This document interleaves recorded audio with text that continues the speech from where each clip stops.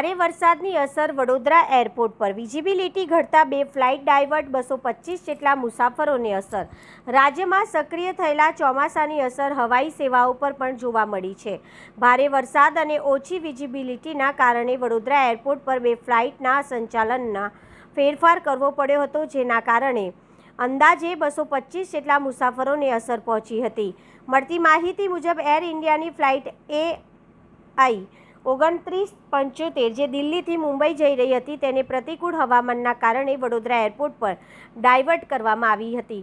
તે જ રીતે ઇન્ડિગો ફ્લાઇટ G6E 5060 જે વડોદરાથી મુંબઈ જવાની હતી તે મુંબઈ એરપોર્ટ પર પ્રતિકૂળ હવામાન અને રનવે પર પાણી ભરાઈ જવાના કારણે ત્યાં લેન્ડ થઈ શકી નહોતી। ફ્લાઇટ મુંબઈ સુધી પહોંચી હોવા છતાં સુરક્ષાના કારણોસર લેન્ડિંગ રદ કરી મુસાફરો સાથે ફરી વડોદરા એરપોર્ટ પર પરત લાવવામાં આવી હતી। બંને ફ્લાઇટોમાં મળીને અંદાજિત 225 જેટલા મુસાફરો સવાર હોવાનું જાણવા મળ્યું છે। એરલાઇન અને એરપોર્ટ સત્તાવાળાઓ દ્વારા મુસાફરોને જરૂરી માહિતી અને સહાય પૂરી પાડવામાં આવી હતી।